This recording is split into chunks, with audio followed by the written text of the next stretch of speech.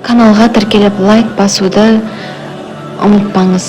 Бұл оқиғаны соңына дейін тыңдауға кеңес беремін. Бір күні Али деген жігіт әйелі екеуі бір жерге бармақ болып үйінен шығады. Алидің жары жамылғы жамылып, орамалын таққан әйел еді. Үйінен шығып қоғамдық көлікке отырды. Автобусқа мінсе, екі адамдық орынға қарама-қарсы екі орын бос тұр екен. Әйелі екеуі сонда барып жайғасады. Жас жұп көлік ішінде біршама ерекшеленіп тұрды. Алдына айдап әкелгендей Алиге қарама-қарсы отырған бір 40 жас шамасындағы кісі қарап тұрып, бір нәрсе сұрауға рұқсат алады. Өзі университетте сабақ беретін оқытушыға көбірек ұқсайтын.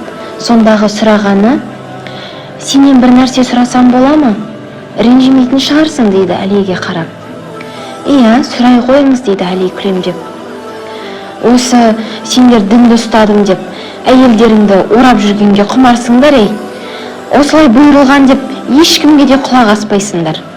Қарап отырсам, әйеліңді орандырып киіндіріп алыпсың. Әйелің бұдан кейін қалай еркін өмір сүрмек?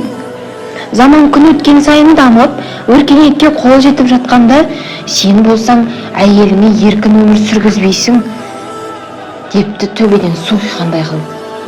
Содан кейін тағы да: "Міне, менің әйеліме қарашы. Жабық киінбейді, еркін өмір сүреді, өмірден ләззат алады", депті қасындағы отырған әйел меңзеп. "Ал сен", деп дөрекілеу сөйлеп, "әлде бұған берер басқалай жауабың бар ма?" Сол кезде автобустың ішіндегі қалың жұрт "Енді не болар екен ай" дегендей Алидің аузына қарап қалды. Сонда Али бірден жанына қараса, терезеден үсті матамен жабылған автокөлікке көз түседі. "Анау үсті жабылған көлікті көрдіңіз бе?" деп Али әлгі кісінің назарын аудартады. "Иә, көрдім.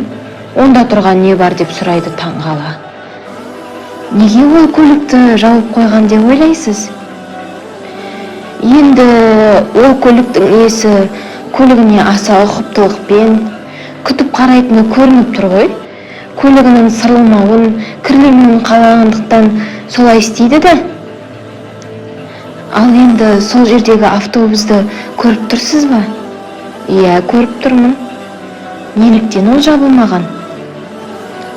"Себебі ол қоғамдық көлік. Оны жалғыз адам емес, дүйім жұрт пайдаланады емес пе? Сонымен не айтқым келіп отыр?" дейді әлгі кісі шыдамсызданып. Екеуі ара әңгімені автобус ішіндегілердің бәрі тыңдап тұр еді. Сонда жас Али: "Білсеңіз, менің әйелім маған өте қымбат. Мен оған қамқор болам, әрі жақсы көрем. Сырттағы сұқ көздердің менің әйеліме қарағаныңда қаламаймын. Мен өзімнің сүйікті жарыма жаңағы беті жабылған көлікке қарағандай қараймын.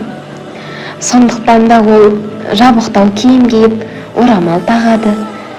Ал сіздің әйеліңіз, кешіріңіз әрине, әлгіндегі әркім кез келген сәтте қарай алатын қоғамдық көлікке көбірек ұқсайды. Сіздің онда жұмысыңыз жоқ", депті шегелегендей қылып. Содан жұрт назары әлгі екеуіне ауады. Әлгі кісі не дерін білмей қобалжып қалады. Әйелі болса қызарып, орнынан қозғала алмапты. Сөйтіп әлгі кісі есікке қарай ұмтылады. Әйелі де артынан тұра жөнеледі. Екеуі аялдамаға жеткенде есік толық ашылмай жатып тезірек түсіп кетеді. Ал автобус болса жүрісін әрі қалай жалғастыра берген екен.